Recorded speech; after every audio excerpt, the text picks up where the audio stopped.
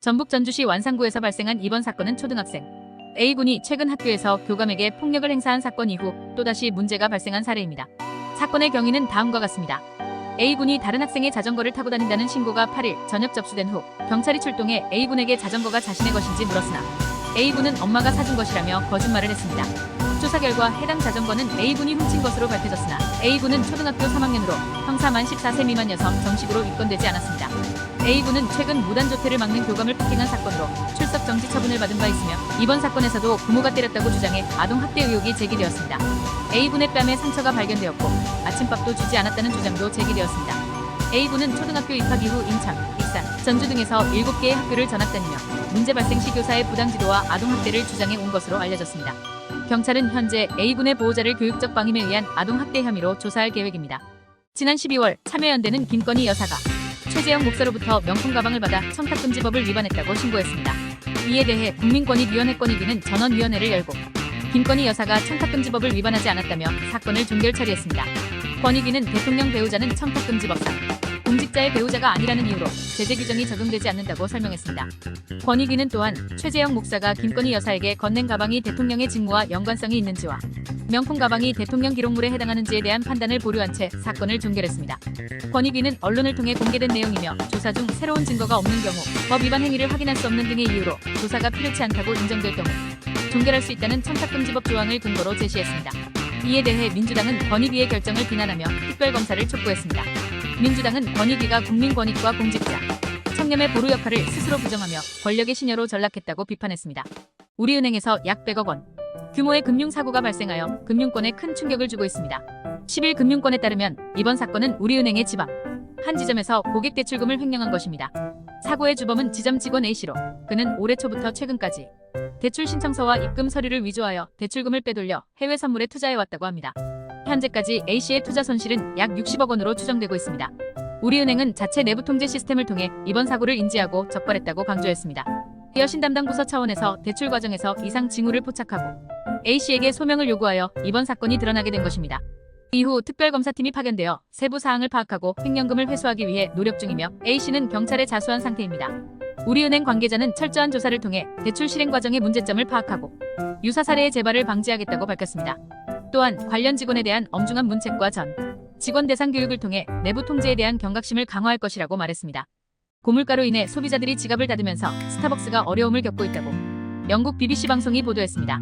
연합뉴스는 10일 BBC를 인용해 미국 아이다호주 주민 앤드루 버클리가 스타벅스에서 즐겨 마시던 모카커피 가격이 $6약 8,200원을 넘어가자 스타벅스를 끊기로 했다고 전했습니다. 버클리는 최근의 가격 인상에 대해 이제 끝이다라며 스타벅스 대신 집에서 커피를 내려 마시거나 더 작은 커피 체인점으로 가고 있다고 밝혔습니다. BBC는 인플레이션으로 인해 소비자들이 지출을 줄이면서 스타벅스가 고전하고 있다고 분석했습니다. 올해 초 스타벅스의 전 세계 매출은 전년 동기 대비 1.8% 감소했으며 특히 최대 시장인 미국에서는 최소 1년 이상 영업한 점포의 매출이 3% 줄어들었습니다. 이는 2009년 금융위기와 코로나19 팬데믹 이후 가장 큰 감소폭입니다.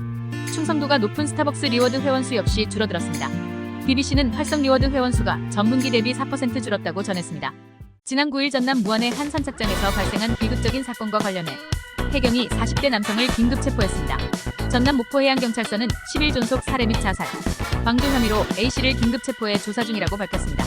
A씨는 지난 9일 오전 5시 5분경 무안군 홀통 선착장에서 자신의 SUV 차량에 70대 어머니와 50대 형을 태운 채 바다로 돌진해 어머니와 형을 숨지게 한 혐의를 받고 있습니다.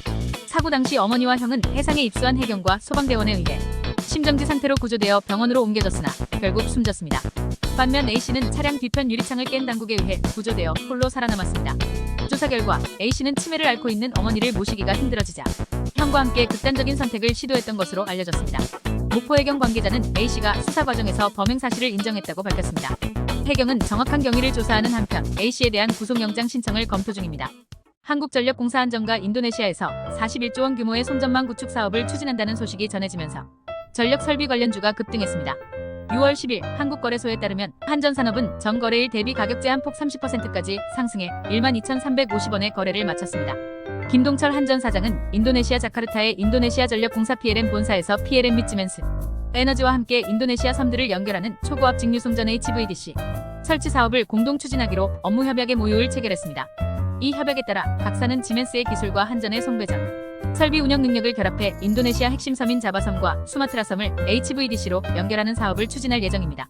이번 협약은 한전의 기술력과 PLN의 현지 네트워크를 활용해 인도네시아 전력 인프라를 개선하고 양국 간 에너지 협력을 강화하는 중요한 계기가 될 것입니다. 지난달 초 오피스텔 주차장에서 입주민 A씨와 일행 남성이 주차 위반 스티커가 붙은 차량을 발견하고 잘 떨어지지 않자 이들은 경비실로 가서 항의했습니다. 그 후 60대 경비원 B씨가 경비실 밖으로 나왔고 A씨가 B씨를 폭행하기 시작했습니다. B씨는 폭행을 막으려 했으나 A씨의 폭행은 1분 이상 계속되었습니다. A씨 일행은 이 상황을 촬영하는 듯 휴대전화를 들고 있었습니다. 폭행으로 인해 B씨는 오른쪽 광대뼈 골절 등의 상해를 입고 전치 4주 진단을 받았습니다. B씨는 A씨가 자신의 지인의 차량에 붙인 주차 위반 스티커에 항의하며 폭행했다고 주장했습니다.